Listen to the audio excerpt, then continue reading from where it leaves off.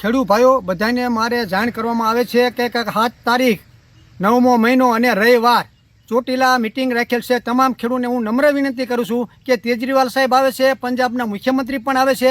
શું કામ આવશે હું તમને જાણ કરું કે અત્યારે આ કેન્દ્ર સરકારે અત્યારે કપાસની આયાત કરવાનું કીધું. તમે વિચાર તો કરો કે હવે ખેડૂતના હાથમાં અત્યારે કપા બંધ ચાલુ થઈ ગયું. અત્યારે માર્કેટિંગ યાર્ડમાં નવો કપા 10 મણ 15 મણ 20 મણ 50 મણ કપાની આવક ચાલુ થઈ છે અને તારે તમે બહારથી કપા ખરીદો તો કપાની શું પોઝિશન થાય કે મહિના પછી હજી ધોમ કપાની આવક થવાની, એટલે ખેડૂતને કોઈને પણ ભાવ આવે નહીં. આ સરકાર ખેડૂત વિરોધી કહેવાય. શું કામ કહેવાય કે અત્યારે કપાની આવક અમુકની નિકાસ કરવી પડે, નિકાસના બદલે આયાત કરી. તમે વિચાર તો કરો, આ સરકાર એમ કહે કે ખેડૂતને ડબલ આવક હશું, કોઈ ડબલ આવક થાય, ડબલ ઘટે, અમુકની આવક ડબલ થાય નહીં. એટલે તમામ ખેડૂતોને હું નમ્ર વિનંતી કરું છું કે ભાજપમાં હોય, કોંગ્રેસમાં હોય, આપમાં હોય, એના કાજુથી આપણે ના આવવાનું. આપણા હક કાજુ રડાય માટે આવવાનું છે અને આપણા કપાના ભાવ નીચા બેસવાના છે. એટલે તમામ ખેડૂતોને નમ્ર હાથ જોડીને વિનંતી કરું છું કે ગામો ગામેથી 500 જણા આવો અને આ કપાની નિકાસ બંધ થવી પડે, અને બંધ ના થાય ને તો ભાજપને ઊંધી ઠોકવી પડે. તાલુકા પંચાયત ને જિલ્લા પંચાયત ચૂંટણી આવે ને ત્યારે ગામો ગામથી પ્રતિજ્ઞા લો કે આ ભાજપ સરકારને કાઢવાની છે,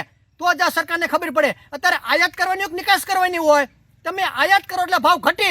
એટલે સરકારની મેં કે ખેડૂતને પતન કરવા માટે આ ખેડૂતની સરકાર છે, એટલે આપણે જાગૃત થવાનું છે ને બધા જાગૃત કરો તમામ ખેડૂતને મારી નમ્ર વિનંતી છે.